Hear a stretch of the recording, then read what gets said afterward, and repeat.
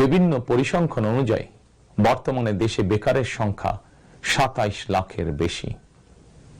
এর মধ্যে প্রায় 9 লক্ষ রয়েছেন স্নাতক ডিগ্রিধারী উচ্চশিক্ষিত বেকার।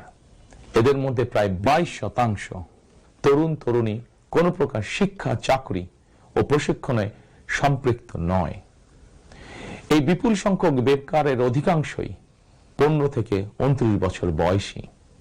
12 ফেব্রুয়ারি নির্বাচনে জনগণের রায় বিএনপি সরকার গঠন করতে সক্ষম হলে বিএনপি শিক্ষিত তরুণ তরুণীদের জন্য 6 মাস থেকে সর্বোচ্চ 1 বছর কিংবা কর্মসংস্থান না হওয়া পর্যন্ত বিশেষ আর্থিক ভাতা প্রদান করার সিদ্ধান্ত নিয়েছে। আমরা মনে করি এই বেকার ভাতা হয়তো একজন শিক্ষিত বেকারকে সে উদ্যোগে কর্মসংস্থান সৃষ্টির ক্ষেত্রে সক্ষমতা অর্জনেও সহায়ক ভূমিকা রাখবে।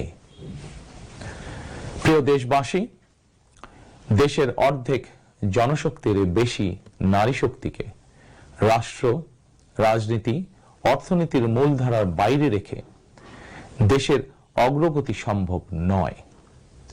দেশে প্রায় 4 কোটি পরিবার রয়েছে। যদি আপনারা বিএনপিকে রাষ্ট্র পরিচালনার দায়িত্ব দেন, তাহলে আমরা এবার প্রথমবারের মতন দেশে প্রতিটি পরিবারের জন্য ফ্যামিলি কার্ড ইস্যু করার চূড়ান্ত সিদ্ধান্ত নিয়েছি। পরিবারগুলোর নারী প্রধানের নামে ফ্যামিলি কার্ড ইস্যু করা হবে। তবে প্রথম পর্যায়ে অর্থনৈতিকভাবে পিছিয়ে থাকা প্রান্তিক এবং নিম্ন আয়ের পরিবারকে সুরক্ষা দিতে ফ্যামিলি কার্ডে প্রতি মাসে 2500 টাকা কিংবা সমমূল্যে নিত্য প্রয়োজনীয় খাদ্য সহায়তা দেওয়া হবে। ফ্যামিলি কার্ডের মাধ্যমে আর্থিক সহযোগিতার পরিমাণ, প্রয়োজন এবং বাস্তবতার নিরিখে পর্যায়ক্রমে বাড়ানো হবে।